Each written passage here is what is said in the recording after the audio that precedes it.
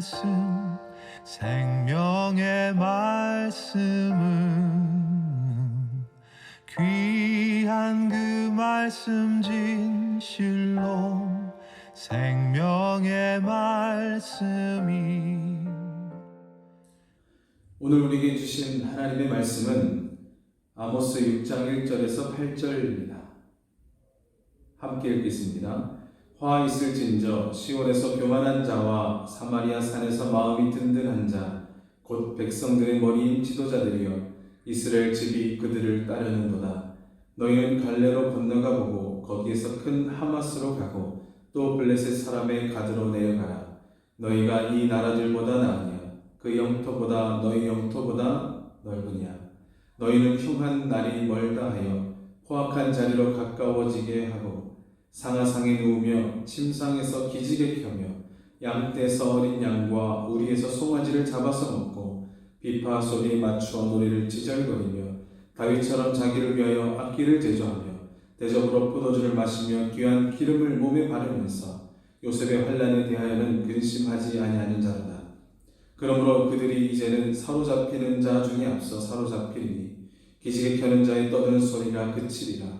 만군의 하나님 여호와의 말씀이니라. 주 여호와가 당신을 두고 맹세하셨노라. 내가 야곱의 영광을 싫어하며 그 궁궐들을 미워하므로 이 성읍과 거기 가득한 것을 원수에게 넘기리라 하셨느니라. 아멘. 할렐루야. 여러분 반갑습니다. 먼저 이 수요 예배 가운데 함께 만나 예배하고 함께 기도할 수 있기를, 한 곳에 모여 찬양할 수 있기를 원하지만 지금 코로나 사태를 통해서 함께 만나지 못하고 한 공간에 만나지 못하고 온라인으로 영상으로 이렇게 만나 예배하게 되었습니다. 빠른 시일 내에 함께 만날 수 있도록 여러분 기도해 주시기를 원합니다. 그리고 나라를 위해서 지금도 코로나 사태 가운데 가장 최전선에 있는 의료진들이 그 가운데 잘 이겨낼 수 있도록 하나님의 도우심이 있을 수 있도록 기도해 주시기를 원합니다. 여러분 행복하십니까? 아니 목사님 코로나19 때문에 지금 밖에 잘 나가지도 못하고 이렇게 갇혀 사는 것 같은데 무슨 행복입니까? 라고 반문하실지도 모릅니다. 근데 이 사태가 아니더라도 여러분 혹시 행복을 갖고 계십니까? 행복한 삶을 살고 계십니까? 전에 성도님들과 이야기를 나누고 신방을 가서 이야기를 나눠보면 요즘 어떠세요? 요즘 잘 지내십니까? 성도님 요즘 기도 제목이 무엇이 있으세요? 라고 물어보면 기도 제목도 이야기해 주시고 요즘 어려운 일들이 이런 일들이 있습니다 라고 이야기해 주시곤 합니다. 그런데 가끔은 요즘 정말 걱정도 없고 근심도 없고 너무 좋습니다. 기도 제목이 없네요. 이렇게 이야기하시는 분도 가끔 있었습니다. 전도할 때도 보면요 여러분 가끔 이런 분들이 있습니다. 지금 너무 잘 살고 있는데 내가 지금 뭐 어느 것 하나 부족함 없이 아니 뭐 크게 풍족하진 않아도 큰 걱정 없이 잘 살고 있는데 내가 굳이 교회 갈 필요가 있습니까? 라고 이야기하는 분들이 있습니다. 여러분 어떠세요? 이런 이야기에 동의하십니까? 저는 동의하지 아니하실 거라고 믿습니다. 여러분 오늘 이 본문의 내용은 아모스 선지자가 선포하는 내용입니다. 아모스 선지자의 시대적 배경을 알아야 우리는 이 아모스 선지자가 말하고 있는, 선포하고 있는 이 내용에 대해서 우리는 잘 이해할 수 있을 겁니다. 이 본문의 내용을 잘 이해하기 위해서 우리가 한 가지 보아야 할 구절이 있는데 바로 5장 24절입니다. 5장 24절은 이렇게 기록되어 있습니다. 오직 정의를 물같이 공의를 마르지 않는 강같이 흐르게 할지어다. 이전 성경은 오직 공법을 물같이 정의를 하수같이 흘릴지로다. 이 구절을 보면 당시 시대가 어떤 시대인지 우리에게 깨달을 수 있도록 짐작할 수 있게 해주는 바로 그 구절입니다. 정의가 물같이 흐르지 아니하는 시대, 공의가 마르지 않는 강같이 흐르지 않는 시대, 바로 정의와 공의가 땅에 떨어진 시대인 것을 우리는 이 구절을 통해 짐작할 수 있습니다. 그렇습니다. 당시 이 시대는, 이때는 정의가, 공의가 바닥에 떨어졌던 안타까운 시대입니다. 먼저 이 아모스는 남유다에서 태어난 사람입니다.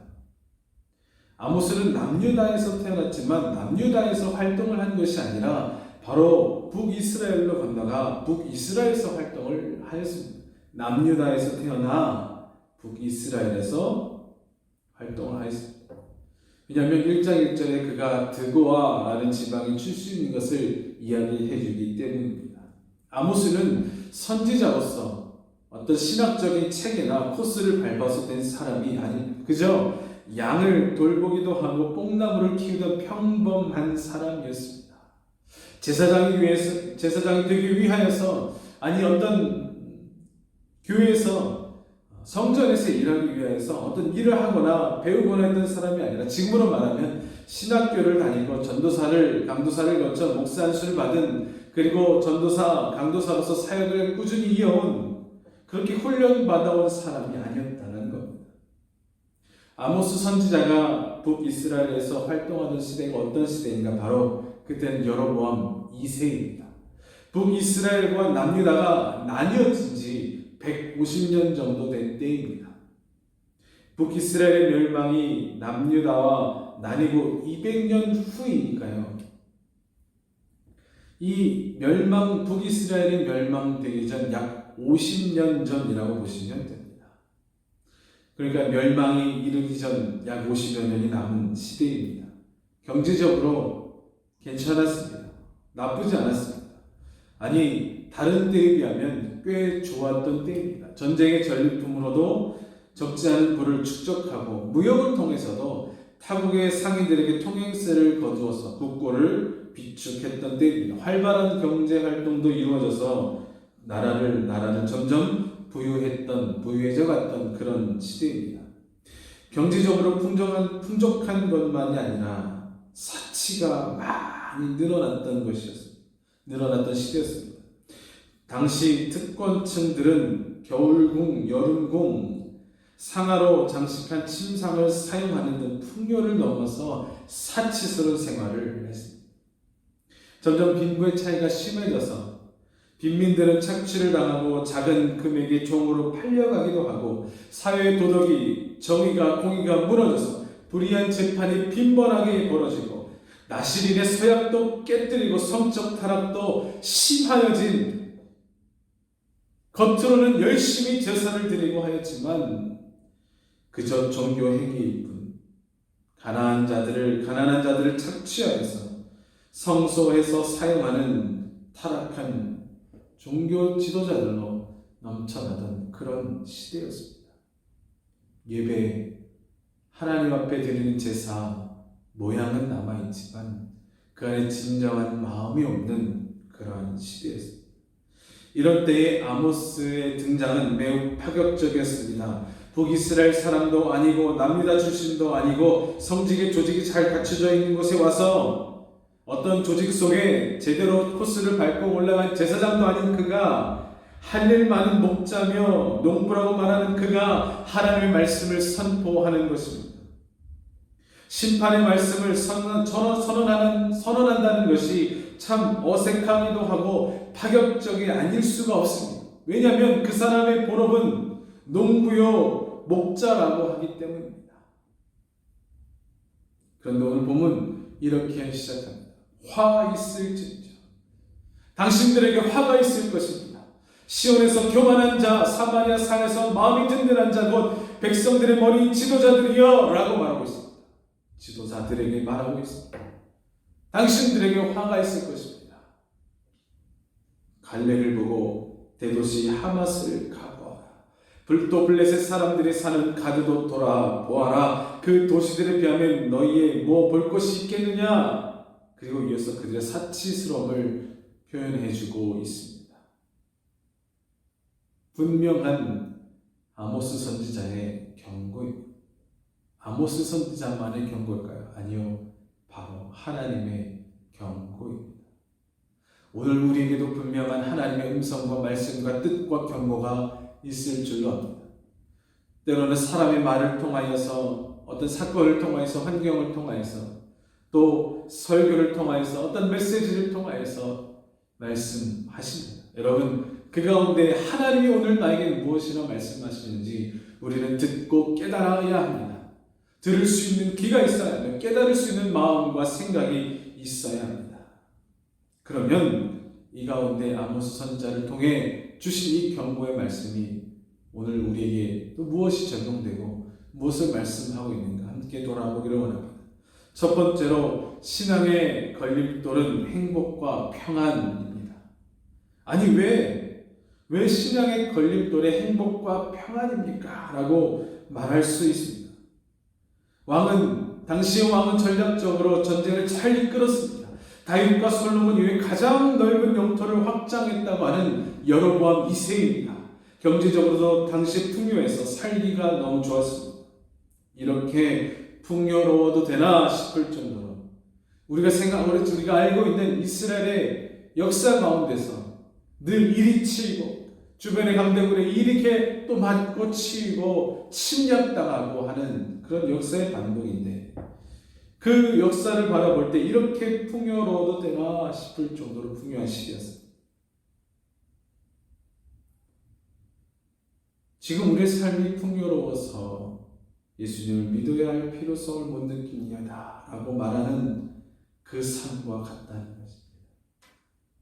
당연히 지금 내 삶이 풍족하니 새벽마다 교회 가서 기도해야 할 이유가 없지요. 오히려 새벽마다 교회 가서 기도하는 사람들은 삶에 대단히 문제가 많고 고통이 너무 많아서 그렇게 다니고 있다라고 생각하고 여길지 모릅니다. 다시 말해 새벽 예배 나가고 있는 사람은 뭔가 문제가 있어도 한참 큰 문제가 있는 사람이야 라고 생각한다는 것이죠. 남편이 돈 잘 벌어오고 집에 오면 착실한 남편이며 자녀는 학교 잘 다니고 공부도 나름대로 잘하고 순종도 잘하고 다 건강하고 무엇 하나 마음을 심란하게 하는 일들이 없다면 굳이 교회 갈 필요가 없다라고 느끼는, 다 좋은데 굳이 새벽에 가서 기도해야 할 이유가 있느냐라고 말하는 그것입니다. 만사가 다 좋고 평안하니 교회에 갈 필요가 없다. 아니 다 좋으니 굳이 금식하고 새벽에까지 나가 기도하고, 아니 일주일에 한 번만 가면 되지 주중에까지 가서 예배 드릴 필요가 있나? 너무 심한 거 아니야? 광신도 아니야? 그저 일주일에 한 번 정도 교회 가서 예배 드리면 되지. 그 정도면 잘한 것 아닌가? 라고 생각하는 것. 하나님이 우리에게 주시는 것, 그것을 통하여 우리가 행복을 누리고 평안한 것 너무도 중요한 일입니다. 그런데 그 행복과 그 평안한 가운데 우리가 치우쳐 하나님을 바라보지 못하고 예배 자리에 나오지 못하며 기도하는 일에 내가 열심을 다하지 못하고 있다면 그것은 바로 신앙의 걸림돌이 된다는 겁니다. 그 행복과 그 평안은 하나님을 만나는 데 있어서 하나님의 말씀을 듣고 그 말씀으로 따라 살아가는 데 있어서 힘과 능력과 에너지가 되는 것이 아니라 오히려 그것은 방해가 되는 걸림돌이 된다는 겁니다. 그래서 두 번째로 위장된 행복과 위장된 평안에서 벗어나야 합니다.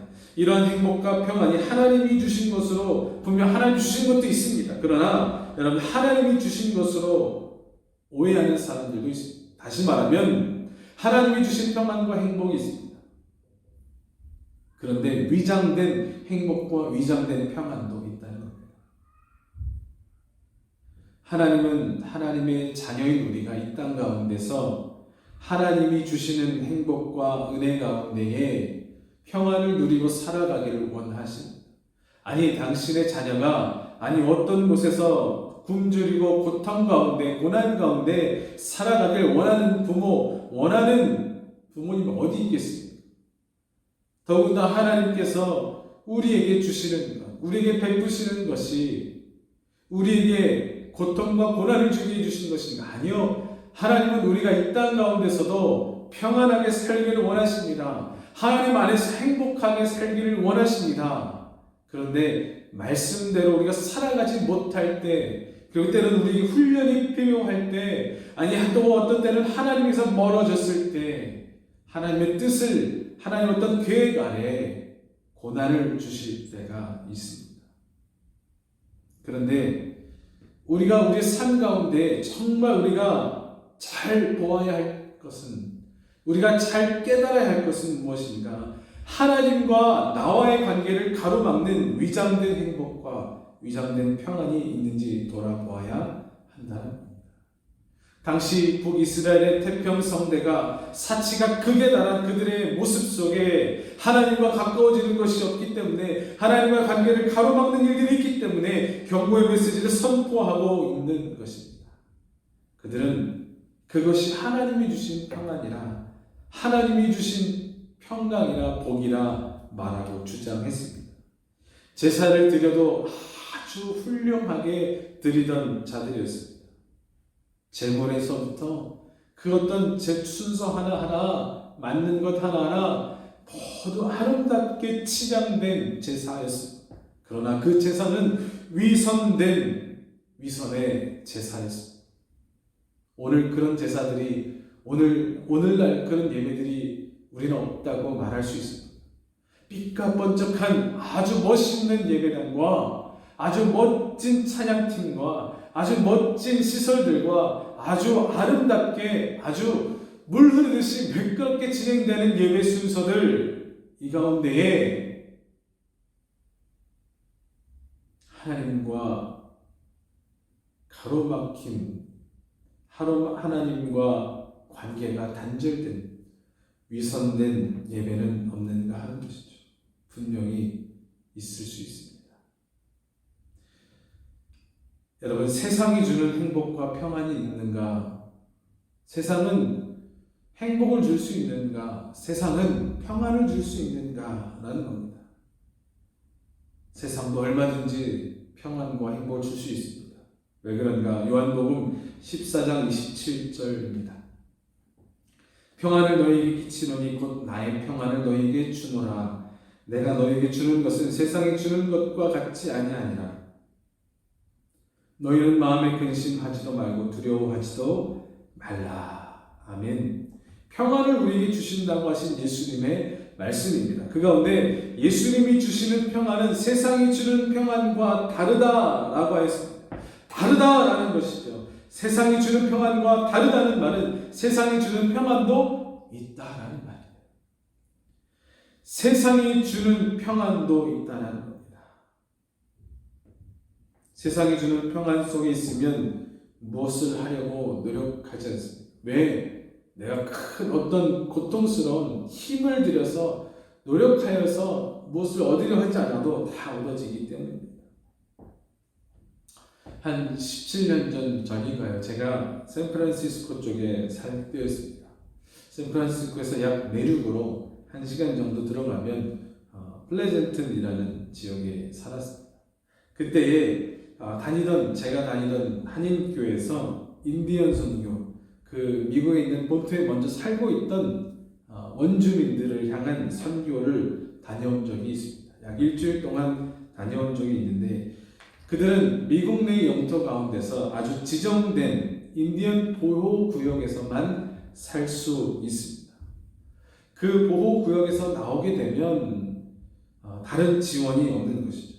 다시 말하면 그 보호구역 안에 살고 있으면 평생 특별히 일하지 않아도 먹고 사는 것이 어렵지 않게 제공되는 그것이 바로 인디언 보호구역입니다.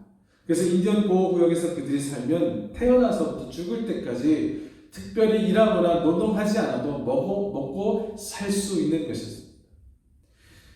미국에서는 그들을 위하여서 아주 나라에서 막대한 자금을 들여서 그들을 보호한다, 그들의 민족을 유지시키기 위해 하고 있다라고 이야기하고 그렇게 했습니다. 근데 그렇게 그들이 지원을 잘 받고 살면 어떠할까요? 매일매일 먹고 사는 것에 고통받고 힘겨워하는 사람들에게는 그것이 엄청난 부러움의 대상일 수 있습니다. 그런데 제가 직접 가서 만났던 그들의 삶은 좀 달랐습니다. 평안을 넘어서 아니 삶의 희망도 없어 보이고 삶의 의욕도 보이지 않았습니다.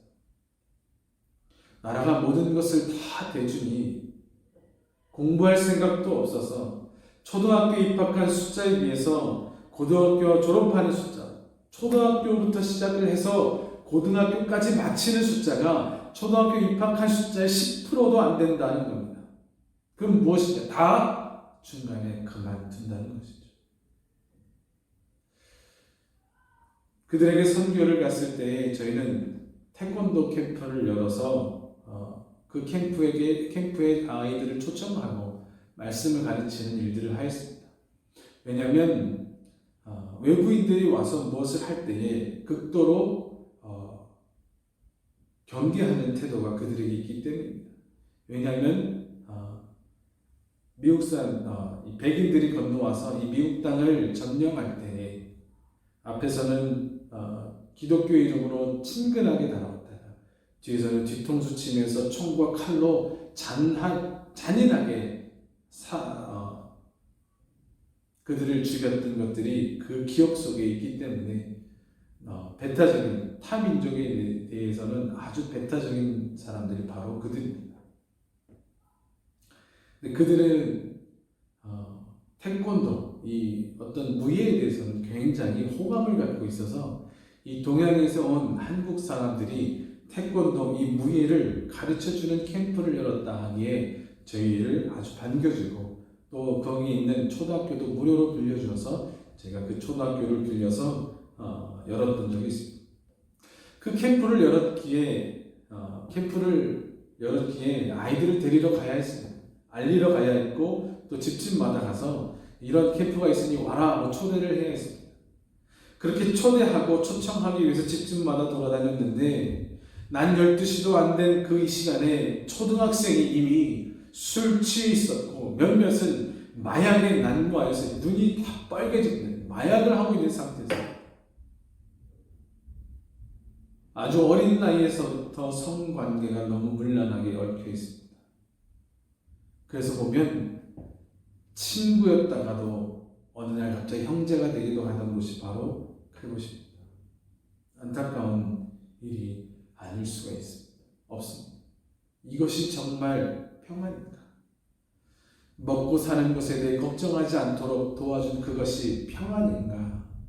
그런 지원이 평안인가? 행복인가? 하는 겁니다. 누가복음 12장 16절에서 21절 또 비유로 그들에게 말하여 이르시되 한 부자가 그 밭에 소출이 풍성하매 심중에 생각하여 이르되 내가 곡식 쌓아둘 곳이 없으니 어찌할까 하고 또 이르되 내가 이렇게 하리라 내 곳간을 헐고 더 크게 짓고 내 모든 곡식과 물건을 거기 쌓아두리라. 내가 내 영혼에게 이르되 영혼아 여러 해 쓸 물건을 많이 쌓아두었으니 평안히 쉬고 먹고 마시고 즐거워하자 하리라 하되 하나님이 이르시되 어리석은 자여 오늘 밤에 내 영혼을 도로 찾으리니 그러면 내 준비한 것이 누구의 것이 되겠느냐 하셨으니 자기를 위하여 재물을 쌓아두고 하나님께 대하여 부요하지 못한 자가 이와 같으니라. 이 누가복음 12장 16절을 이하에 나오는 이 부자의 풍요와 이 부자의 평안은 참 풍요이며 참 평안이겠습니까? 여러분, 분명히 세상이 우리에게 이것이 풍요다, 이것이 평안이다 라고 말하는 거짓된 평안이, 거짓된 풍요가 있음을 우리는 깨달아야 합니다. 세 번째로 참 행복과 참 평안입니다. 참 행복과 참 평안은 어디에서 오는가? 바로 하나님에게서 온다라는 겁니다. 우리는 하나님이 주시는 참 행복과 참 평안을 받고 누려야 합니다. 아멘. 세상은 계속해서 행복과 평안은 어디에서부터 오는가? 물질에서부터 온다, 권력에서부터 온다 라고 말합니다. 세상의 능력, 세상의 힘, 어떤 파워에 의해서 평안과 행복이 온다라고 말합니다. 우리도 은연중에 보면 돈이 있어야 행복하지, 물질이 있어야 평안하지 라고 생각합니다. 기본적으로는 어느 정도 그렇습니다. 돈이 너무 많아 불행해지는 재벌들을 보면서도 그들의 불행의 아픔을 보는 것보다 내가 저런 재산이 있으면 내가 저 사람보다 훨씬 더 행복하게 살 텐데, 저렇게 불행한 삶을 나는 살지 않을 텐데 라는 착각을 하게 됩니다. 어찌 보면 나도 모르게 물질 만능주의에 돈이면 다 행복할 수 있다는 그러한 사상에 물들어 있음을 보게 되는 것이죠. 저부터도 그런 모습을 보며 섬찟 놀라게 되기도 합니다. 돈이 없어서 힘들어하는 것들 말이죠. 그러면 우리가 정말 바라고 사모해야 할, 우리가 받고 누려야 할 참 행복과 평안은 무엇이며 어디에서 오는가? 마태복음 11장 28절에서 30절입니다. 수고하고 무거운 짐진 자들아 다 내게로 오라. 내가 너희를 쉬게 하리라. 나는 마음이 온유하고 겸손하니 나의 멍에를 메고 내게 배우라. 그리하면 너희 마음이 쉼을 얻으리니 이는 내 멍에는 쉽고 내 짐은 가벼움이니라 하십니다.